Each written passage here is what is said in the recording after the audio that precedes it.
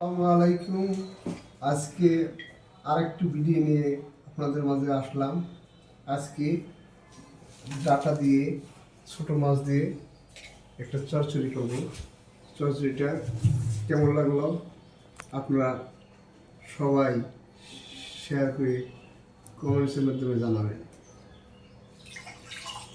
এখন আমি ডাটার শাক দিব।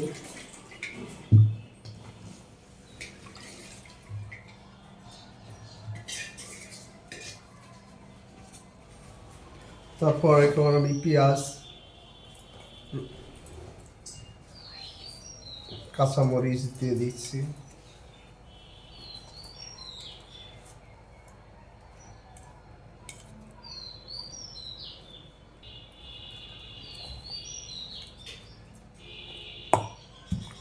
তারপর একটু হলুদ বাটা দিই, মরিচের গুঁড়া দিচ্ছি সামান্য, যেহেতু কাঁচামরিচ দিয়েছি।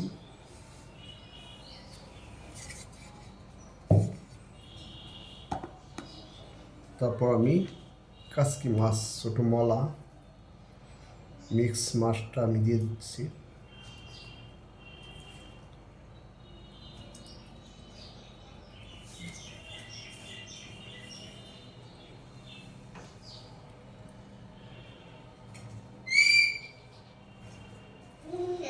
সম্পূর্ণ মাছটা আমি মিশিয়ে দিচ্ছি। অনেকেই তরকারির উপরে, সবজির উপরে মাছ দিয়ে থাকে, কিন্তু এক্ষেত্রে মজাটা খুব একটু কম হয়। এই কারণে আমি মাছ নিলাম, একটু তৈরি দিই।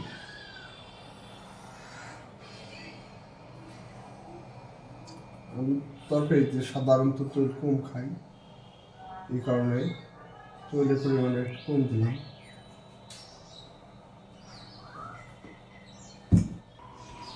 সম্পূর্ণ লবণ দিয়ে দিচ্ছি পরিমাণ মতো।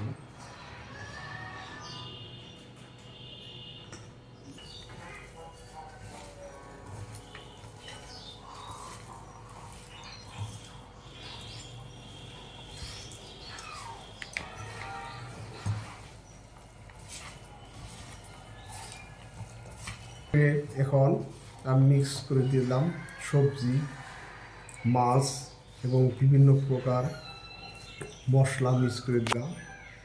এখন আমি উপরে কিছুটা মাছ দিয়ে দিই, ছোটো মাছ।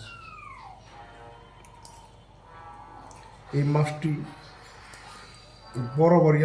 বরাবরই আমার খুব প্রিয় খাবার। এই কারণে আমি বাজার থেকে মাছ কিনে নিজ হাতেই রান্না করি। আমার এই ছোটো মাছ রান্না করা খুব পছন্দ এবং খেতেও খুব ভালো লাগে।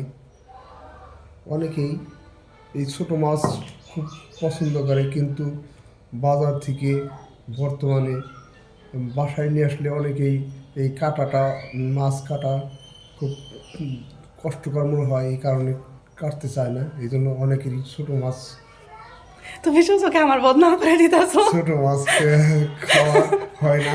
হ্যাঁ, আল্লাহ, আমি দেখে নিয়ে আসি যাতে অল্পতেই এই মাছগুলা, ছোটো মাছগুলা কুটা যায়। এই শ্রেণীর মাছ নিয়ে আসি, যে অনেক মাছে আঁশ থাকে, এই আঁশ যাতে না থাকে, একটু পেটটা সামান্য টিপি দিলে যাতে অল্প সময়ের মধ্যে হয়ে যায়।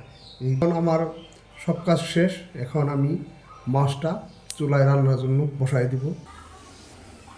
আমি এখন মাছটা চুলায় বসাই দিলাম রান্নাটা।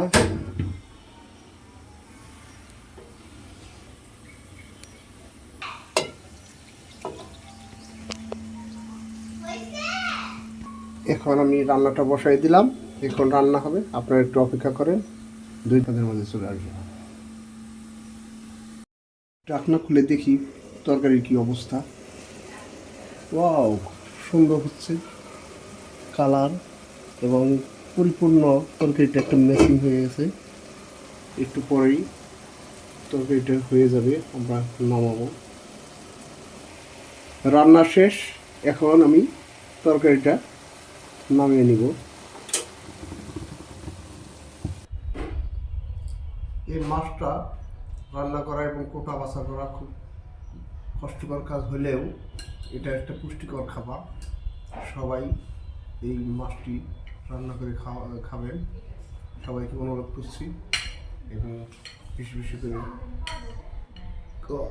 খেলে শরীরের জন্য ভালো। এটা একটা পুষ্টিকর খাবার। ধন্যবাদ। আল্লাহ হাফেজ।